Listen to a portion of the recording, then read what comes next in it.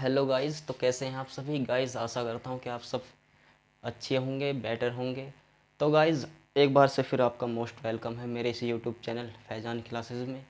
Guys, हमने series start की थी जिसमें हम देख रहे थे बेसिक बायोलॉजी का, जूलॉजी का फर्स्ट ईयर फर्स्ट सेमेस्टर का पेपर, जिसमें गाइस हमने पहला टॉपिक देख लिया था जो आपके सिलेबस में मेंशन था, जिसका नाम था बेसिक प्रिंसिपल ऑफ हेरिडिटी। और गाइज आपके बेसिक बायोलॉजी फर्स्ट ईयर के फर्स्ट सेमेस्टर जूलॉजी का जो है फर्स्ट पेपर, उसका नाम था, सॉरी नाम है cytology genetics and infectious disease. तो गाइज इस पेपर में आपके सबसे पहले मैंने स्टार्ट किए थे जेनेटिक्स के पोर्शन, जिसमें मैंने एक वीडियो अपलोड कर दी है जिसका नाम है बेसिक प्रिंसिपल ऑफ हेरिडिटी, जिसको आप जाके देख सकते हैं। मैं उसकी लिंक डिस्क्रिप्शन बॉक्स में दे दूंगा, ठीक है। तो गाइज चलिए उसी इसी सिलेबस का, यानी बेसिक फर्स्ट ईयर के फर्स्ट सेमेस्टर के जो सिलेबस में दूसरा टॉपिक है मेंडल के नियम। मेंडल के नियम क्या होते हैं, कितने होते हैं? बेसिकली 3 नियम दिए थे मेंडल साहब ने, जिसमें हम पहला देखेंगे लॉ ऑफ डोमिनेंस, यानी प्रभाविता का नियम। लॉ ऑफ डोमिनेंस, प्रभाविता का नियम, जिसको मेंडल साहब ने पहले सबसे पहले दिया था। तो गाइज थोड़ा सा मेंडल साहब के बारे में बता दूं। मेंडल साहब जो थे बेसिकली जेनेटिक्स के फादर कहे जाते हैं, जिन्होंने हमें बताया जेनेटिक्स क्या होता है। और मेंडल साहब ने 3 नियम के बेस पर पूरा जेनेटिक्स हमको समझा दिया था, जिसमें आज उनका पहला नियम हम देखेंगे। देखो, मेंडल साहब ने अपने जो नियम दिए थे ना, उस वो एक प्लांट पर दिए थे। वो प्लांट किसका था? वो प्लांट था मटर का, जिसे हम पाइसम सटाइवम, बोटनिकल नेम होता है उसका मटर का, पाइसम सटाइवम, जिस पर मेंडल साहब ने नियम दिए थे, तीनों नियम दिए थे। और जिसको हम गार्डन पी भी कहते हैं, मीठी मटर भी कहते हैं। मीठी मटर जो बेसिकली हम सब्जी में यूज़ करते हैं, वही उसी मटर के प्लांट पर मेंडल साहब ने अपने तीनों नियम दिए थे और जेनेटिक्स को समझाया था उसी मटर के प्लांट पर एक्सपेरिमेंट करके। तो ठीक है, तो चलिए आज हम देखते हैं लॉ ऑफ डोमिनेंस, प्रभाविता का नियम क्या होता है। तो गाइज जैसा कि आपको पता हो, नाम से ही पता चल रहा होगा प्रभाविता। देखो गाइज, बायोलॉजी या साइंस में जो ना कीवर्ड का बहुत इंपॉर्टेंस होता है, यानी कीवर्ड को पकड़कर ही बंदा या कोई भी उसकी डेफिनेशन वो क्या होता है उसको बता सकता है। जैसा कि प्रभाविता, प्रभाविता यहाँ आया है प्रभावी से। अब मैं आपको बता दूं प्रभावी क्या होता है। प्रभाविता ना तो आपको पता होगा, प्रभावी होना, किसी के ऊपर प्रभावी होना, यानी किसके ऊपर अपना अपना इम्पैक्ट डालना, किसी के ऊपर अपना दबाव डालना, उसे ही हम प्रभावी कहते हैं। तो चलिए वो सब आपको इस मैं समझाऊंगा। ये जैसा कि आप देख रहे होंगे, यहाँ पर मैंने कुछ लिखा तो है नहीं, मतलब कुछ ऐसा यहाँ पर सिर्फ मैंने कुछ आउटलाइन बनाई है। ये जो आउटलाइन है ये एग्जाम्पल है इस नियम का, इस प्रिंसिपल का, जो मेंडल साहब ने दिया था। और ये मेंडल साहब का ही लिया हुआ एग्जाम्पल है, यानी एक्चुअल में, यानी रियल में मेंडल साहब ने ये एग्जाम्पल लेकर, सॉरी एग्जाम्पल लेकर बताया था, यानी ये मटर के प्लांट का एग्जाम्पल है। तो मैं आपको बता दूंगा, पहले आपको मैं थोड़ा समझा दूं, क्योंकि आपको पता होगा मेरे इस चैनल में लिखने से ज़्यादा समझाने पर फोकस होता है। तो लिख तो हम बाद में लेंगे, मैं आपको लिखवा दूंगा, ठीक है ना। पहले आप समझ लें। जैसा अगर आपको समझ में आ गया तो आप अपने अकॉर्डिंग जैसा चाहें इसको ऐसा लिख सकते हैं, समझने पे ज़्यादा फोकस करें। तो ठीक है, चलो स्टार्ट करते हैं। तो गाइज ये मैंने बताया था, मेंडल साहब ने अपना जो है अपने तीनों नियम देने के लिए मीठे मटर के प्लांट का चूज़ किया था, चुनाव किया था, मीठी मीठी मटर के प्लांट को चूज़ किया था, ठीक है ना। तो मीठी मटर में लॉ ऑफ डोमिनेंस में, प्रभावता के नियम में, मेंडल साहब ने 2 टाइप के मटर के प्लांट लिए, जिसमें मेंडल साहब ने एक मटर का प्लांट लिया था प्योर टोल शुद्ध लंबा मटर का प्लांट, जिसको मेंडल साहब ने डोमिनेंट कैरेक्टर कहा, प्रभावी लक्षण, ठीक है ना। डोमिनेंट कैरेक्टर का मतलब प्रभावी लक्षण। दूसरी तरफ मेंडल साहब ने लिया था प्योर डॉर्फ प्लांट, यानी शुद्ध बोना पौधा, जिसको मेंडल साहब ने रेसेसिव कैरेक्टर यानी अप्रभावी लक्षण कहा। ओके, तो मेंडल साहब ने इन दोनों प्लांटों के बीच क्रॉस कराया, यानी संकरण कराया, और इन दोनों प्लांटों को मेंडल साहब ने पेरेंट माना, ठीक है ना। जिसमें मेंडल साहब ने प्योर टोल प्लांट जिसको मेंडल साहब ने प्रभावी कैरेक्टर माना था, उसको मेंडल साहब ने बेसिकली, ये उसके एलील की स्ट्रक्चर है, मेंडल साहब ने उसके एलीलों को कैपिटल टी से दिखाया। भाई कुछ तो साइन देना पड़ेगा ना, एक्सपेरिमेंट कर रहे हैं मेंडल साहब या कोई भी एक्सपेरिमेंट कर रहा है, कुछ तो साइन देना पड़ेगा ना, ठीक है ना। जो वो थ्योरी आप उसकी बनाएंगे तो कुछ तो साइन उसमें होना चाहिए ना। तो मेंडल साहब ने उनके एलीलों को प्योर लंबे पौधे, शुद्ध लंबे पौधों के एलीलों को टी से दिखाया, दूसरी तरफ शुद्ध बौने पौधे के एलीलों को स्मॉल टी से दिखाया। अब कुछ लड़के सोच रहे होंगे कि एलील क्या होता है, तो हमने पहली बार सुना है। एलील देखो आपको मैं थोड़ा सा बता दूं, वैसे बेसिकली आपको पता होना चाहिए। एलील जो होता है, एलील अनुवांशिकी की सबसे छोटी इकाई होती है, या फैक्टर बोल सकते हैं हम, कारक बोल सकते हैं, जिसका फंक्शन क्या होता है, जेनेटिक इन्फॉर्मेशन या जेनेटिक कैरेक्टर को, अनुवांशिक लक्षण को माता पिता से उनकी संतानों में ट्रांसफ़र करना, यानी एक पीढ़ी से दूसरी पीढ़ी में ट्रांसफ़र करना, ठीक है ना। बेसिकली एलील जो ना जीन का ही एक सेट होता है, जीन का ही एक पार्ट होता है, यानी ये जो आप ये जो टी है पूरा सेट, इसको आप जीन कहेंगे। जीन हमेशा जोड़े के रूप में रहता है, पेयर के रूप में रहता है, और इसके एक सिंगल टी को आप एलील बोलेंगे, एलील कहेंगे, ठीक है ना। तो ये एलील होता है। तो हम कहाँ थे, तो मेंडल साहब ने दो टाइप के प्लांट लिए, उनके एलीलों को दिखाया, ठीक है ना, जिसमें शुद्ध लंबे पौधे के एलील को कैपिटल टी, शुद्ध मोने पौधे के एलील को स्मॉल टी से दिखाया, ठीक है।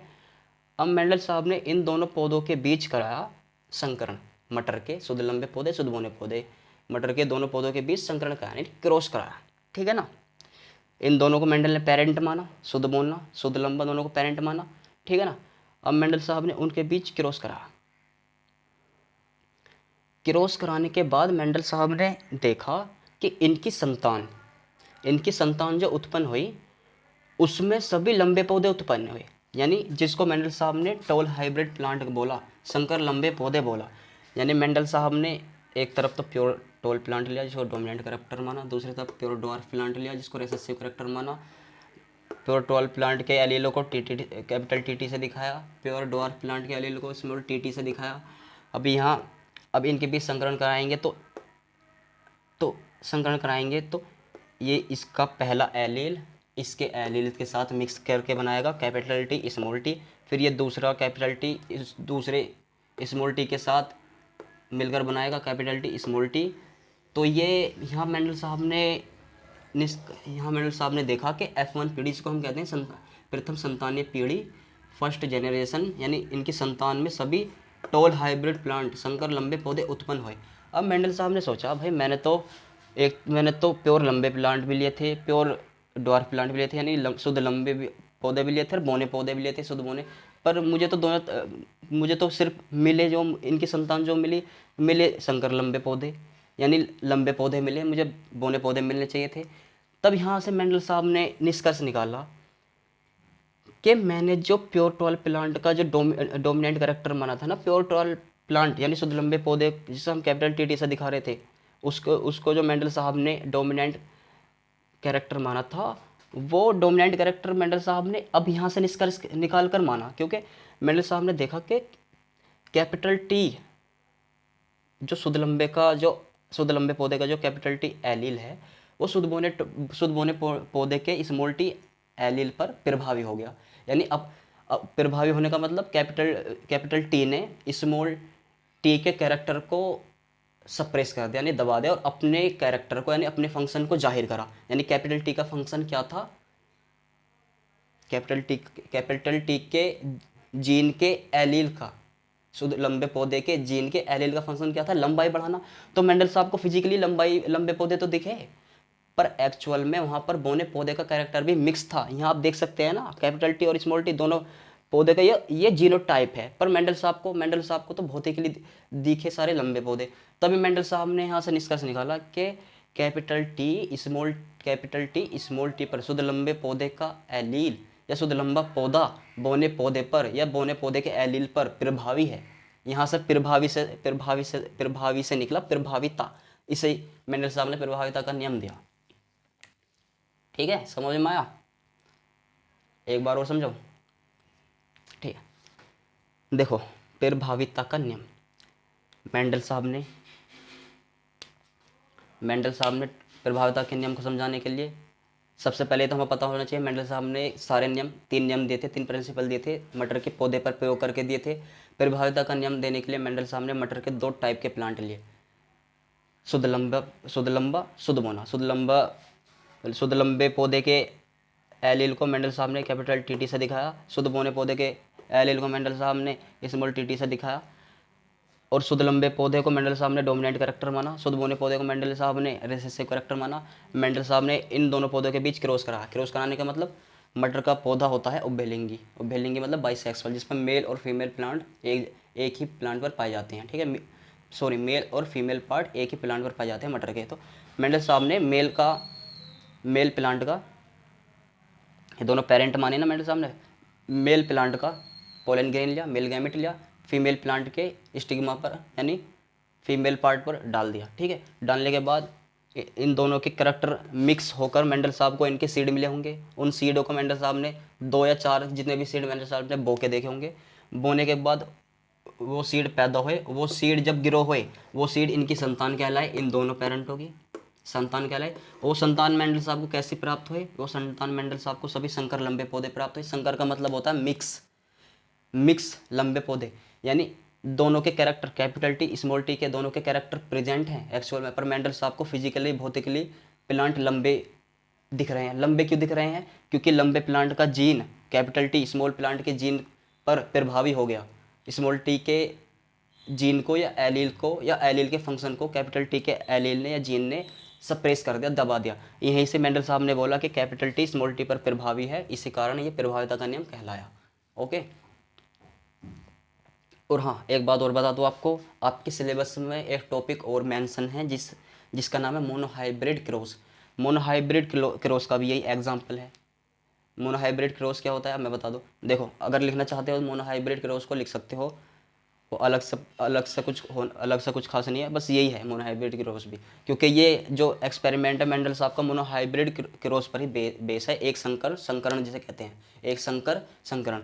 क्या होता है मोनोहाइब्रिड क्रॉस? मोनोहाइब्रिड क्रॉस होता है जब दो जोड़ी शुद्ध विपरीत लक्षणों यानी दो पेयर प्योर अपोजिट कैरेक्टरों के बीच, शुद्ध विपरीत लक्षणों के बीच, जब दो जोड़ी शुद्ध विपरीत लक्षणों वाले प्लांटों के बीच क्रॉस कराते हैं, तो इस टाइप के संकरण को यानी क्रॉस को एक संकर संकरण मोनोहाइब्रिड क्रॉस कहते हैं। और इनसे उत्पन्न प्लांट को संकर प्लांट या हाइब्रिड प्लांट कहते हैं, ठीक है ना। यानी जब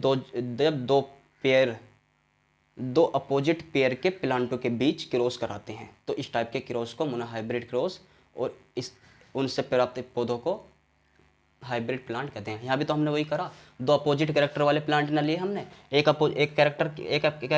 कैरेक्टर का प्लांट कौन सा था? प्योरटोल प्लांट, जिसको हमने डोमिनेंट कैरेक्टर माना। प्योरटोल प्लांट के अपोजिट में हमने कौन सा लिया? Pure dwarf plant. टोल का अपोजिट ड्वार्फ ही तो होता है ना, लंबे का अपोजिट बोना, जिसको रेसेसिव कैरेक्टर माना। तो यहाँ भी तो वही हो रहा है ना, दो अपोजिट कैरेक्टर वाले प्लांटों के बीच भी तो क्रॉस हो रहा है। तो ये मोनोहाइब्रिड क्रॉस का भी यही एग्जाम्पल है। मोनोहाइब्रिड क्रॉस भी अगर लिखने को आए तो तब भी उसकी परिभाषा, जो डेफिनेशन मैंने बताई है, वो लिख करके ये एग्जाम्पल आप बता देना, ठीक है। और लॉ ऑफ डोमिनेंस, प्रभाविता का नियम तो है ही यही एक्चुअल में। अब देखो, ये समझ में आ गया। अब इसको लिखना कैसे है, देखो इसको अब आप लिख सकते हैं, मैं बोल रहा हूँ। इसको लिखने के लिए सबसे पहले आपको इसे बताना होगा क्या है, फिर उसके बाद आपको ये आउटलाइन बना के समझाना पड़ेगा। इसके बिना ये क्वेश्चन अधूरा है। अगर आपने ये आउटलाइन बना के समझा दिया, ये एक्चुअल में मेंडल का जो है वो एग्जाम्पल है, ये लॉ ऑफ डोमिनेंस का एक्चुअली एग्जाम्पल है जिसमें मेंडल साहब ने लिया था। तो इसके बिना सारा नियम, लॉ या जिसे हम प्रिंसिपल जो भी बोलेंगे, वो सब अधूरा है, ठीक है ना। तो अगर आप इसे एग्ज़ाम में इसे भी बना के दिखा देंगे ना, इसे बना के दिखा देंगे, फिर इसे समझा देंगे, लिख देंगे इसके बारे में, तो पूरे नंबर मिलेंगे। ओके, तो अब लिखना कैसे मैं बताता हूँ। लॉ ऑफ डोमिनेंस, इस नियम के अनुसार मेंडल साहब ने जब दो जोड़ी शुद्ध विपरीत लक्षणों या प्योर अपोजिट कैरेक्टरों वाले प्लांट के बीच क्रॉस कराया, तो मेंडल साहब ने देखा कि F1 पीढ़ी में कैपिटल टी स्मॉल टी के कैरेक्टर को सप्रेस कर देता है या दबा देता है, अर्थात कैपिटल टी स्मॉल टी के ऊपर प्रभावी है, जिस कारण इसको मेंडल साहब ने प्रभाविता का नियम बोला, ठीक है ना। अब इसके बाद ये आउटलाइन बनाना, अब इसे समझाना है। इसे कैसे समझाएंगे? मेंडल साहब ने अपने इस नियम को यानी प्रभावता के नियम को समझाने के लिए 2 टाइप के प्लांट लिए, 2 प्रकार के प्लांट लिए। कौन कौन से लिए? शुद्ध लंबे प्लांट, जिसे मेंडल साहब ने जिसे जिनके एलीलों को कैपिटल टी से दिखलाया। दूसरी तरफ मेंडल साहब ने शुद्ध बोने प्लांट लिए, शुद्ध बोना प्लांट हाँ लिए, जिसके एलीलों को मेंडल साहब ने स्मॉल टी से दिखाया। मेंडल साहब ने इन दोनों प्लांटों के बीच क्रॉस कराया। क्रॉस कराने के बाद मेंडल साहब ने देखा F1 पीढ़ी में यानी फर्स्ट जनरेशन में, प्रथम संतानीय पीढ़ी में सभी लंबे पौधे मेंडल साहब को कैसे प्राप्त हुए? संकर लंबे पौधे या टॉल हाइब्रिड प्लांट प्राप्त हुए, जिसके कारण मेंडल साहब ने इसको प्रभाविता का नियम बोला। ओके, तो अगर लिखना है तो ऐसे लिख सकते हैं, ठीक है।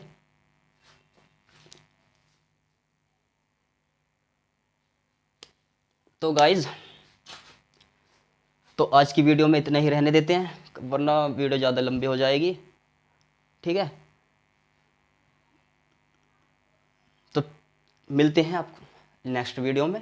अब नेक्स्ट वीडियो में मैं इसके और भी जो 2 मेंडल साहब के जो 2 और नियम रह रहे हैं, जिसमें दूसरा नियम है लॉ ऑफ सेग्रीगेशन और तीसरा है लॉ ऑफ असॉर्टमेंट इंडिपेंडेंस, ठीक है ना। वो दोनों नियम मैं अपनी नेक्स्ट वीडियो में अपलोड कर दूंगा। तो गाइज, चैनल को सब्सक्राइब करें ताकि जो भी मैं वीडियो डालूं आप तक वो पहुंचते रहे, आप तक सबसे पहले पहुंचे। तो मिलते हैं नेक्स्ट वीडियो में, तब तक के लिए बाय बाय, टाटा, खुदा हाफिज़, धन्यवाद।